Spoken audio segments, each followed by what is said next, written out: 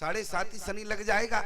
आप कहेंगे स्वामी जी यदि 7.5 नहीं लगेगा तो अड़ैया तब भी लग जाएगा।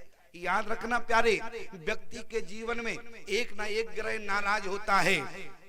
आप कभी ज्योतिषाचार्य के पास जाएं अपनी जन्मांक पत्रिका लेकर और ईमानदारी से बताना, यदि आप जाते हैं तो वो क्या कहता है, आपके जीवन का शनि गड़बड़ है। और जैसे तैसे उसने उपाय बताया, शनि को ठीक किया, और आप 6 महीने बाद जाके देखना, 6 महीने बाद जाओगे तो अब कहेगा अब राहु गड़बड़ हो गया, और कहीं फिर 6 महीने बाद जाओगे तो अब कहेगा वो मंगल का दोष लग गया तुम्हें, और फिर 6 महीने बाद जाओगे। तो मेरा कहने का मतलब है एक ना एक ग्रह आपके जीवन का नाराज रहेगा प्यारे। लेकिन याद रखना, यदि आप अपने घर में नित्य रामचरितमानस के 5 दोहे पढ़ते रहे तो ये महात्मा गारंटी देता है 9 ग्रह आपके जीवन के अनुकूल हो जाएंगे। प्रमाण क्या है? बोले जहां हरि कथा हो तो है राम कथा केवल श्रवण। समझना आप हमारी बात, गोस्वामी जी ने बड़ा सुंदर शब्द लिखा है, रामचरितमानस यही नामा सुनत श्रवण पाइए विश्रामा। 2 शब्द लिखे हैं, जबकि सुनना और श्रवण करना। बोले सुनना किसे कहते हैं? सुनी हुई बात को भूला भी जाता है। जैसे आपसे कहें तुमने उनकी बात सुनी, तो आपका उत्तर होता है सुना तो है लेकिन ठीक से याद नहीं है। मेरा कहने का मतलब है गोस्वामी जी ने केवल सुनना नहीं लिखा, क्या लिखा? बोले सुनत श्रवण, सुनकर बोले श्रवण क्या लिखा है, अपने जीवन में उतार भी लेना। श्रवण कोई बात हृदय से कभी नहीं निकलती प्यारे, और जब राम कथा जीवन में श्रवण कर लोगे प्यारे तो आपके जीवन की सारी समस्याएं समाप्त हो जाती हैं और राम कथा में सूत्र भी दिए जाते हैं। याद रखना प्यारे, यदि जीवन में सारे ग्रहों को अनुकूल करना चाहते हो तो केवल अपने घर में रामचरितमानस के 5 दोहा पढ़ना नित्य प्रारंभ कर दो प्यारे। आपकी जन्म पत्री के जितने ग्रह हैं अपने आप अनुकूल हो जाएंगे। कथा के द्वारा सूत्र आपको मिलता है, इसलिए जीवन में सत्संग बड़ा महत्वपूर्ण है। और याद रखना प्यारे, एक बात आपसे और कहेंगे कि जीवन में रामचरितमानस में आपने कई बार श्रवण किया होगा। अच्छा बताओ, रामचरितमानस में कितने प्रसंग हैं? 84 प्रसंग आते हैं, मास्टर साहब जानते हैं।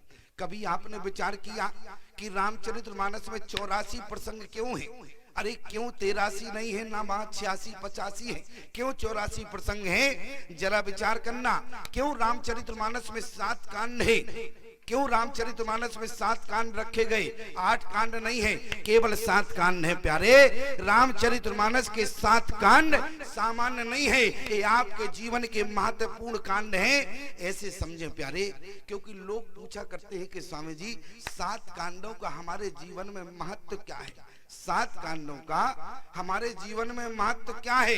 तो याद रखना प्यारे कि जो हमारे यहाँ 7 पुरियां हैं, 7 पुरियों में जो रहने का फल है प्यारे, वो केवल 7 कांड श्रवण करने का फल है। आप अपना घर द्वार छोड़कर जाओगे, जब अयोध्या काशी मथुरा 7 पुरियों में रहने जाओगे, जो फल मिलेगा प्यारे वो केवल 7 कांड श्रवण से मिलेगा। 84 प्रसंग क्यों है प्यारे?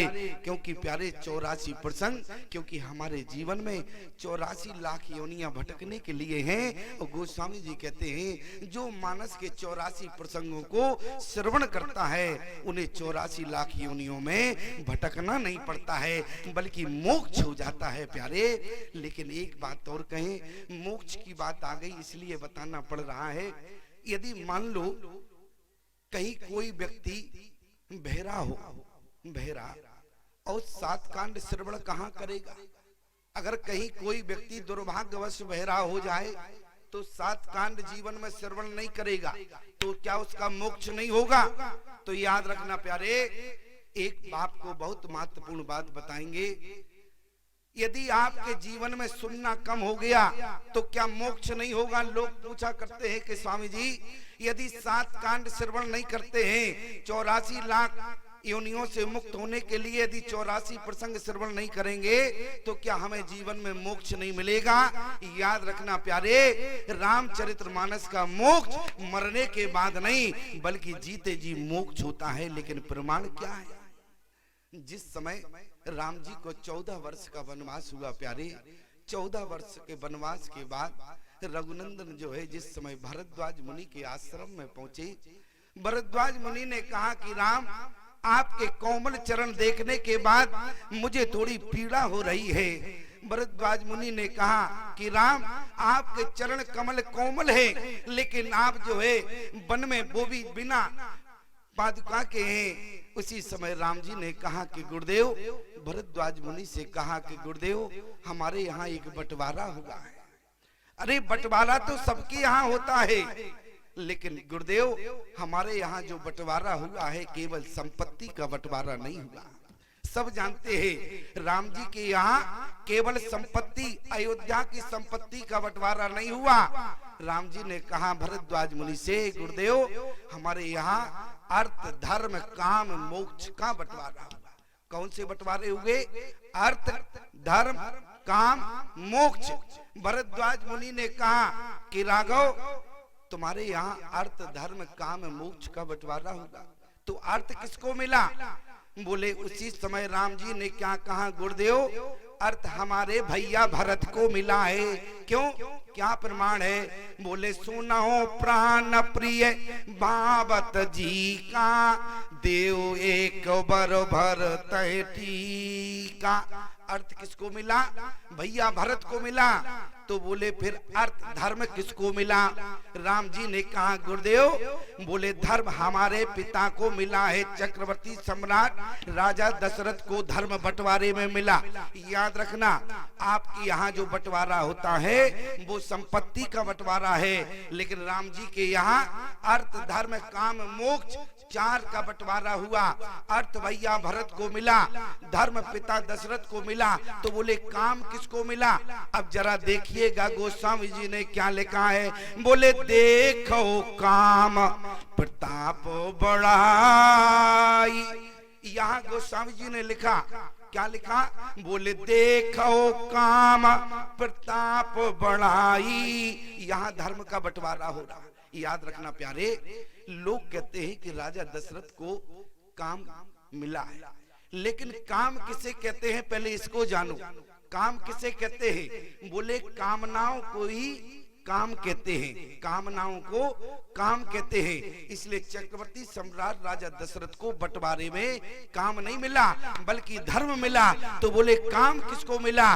बोले कामनाएं किसकी थी? माँ केकई की थी। इसलिए राम जी ने कहा गुरुदेव काम जो है वो माँ केकई को मिला, क्योंकि माँ केकई की दो कामनाएं, दो वरदान थे, दो कामनाएं।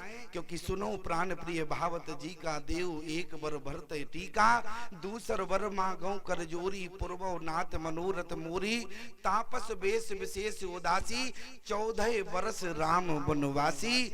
माँ केकई के दो वरदान रहे, कामनाएं दो थी प्यारे, इसलिए माँ केकई को काम मिला। लेकिन भरद्वाज जी ने कहा राम, फिर मोक्ष किसको मिला?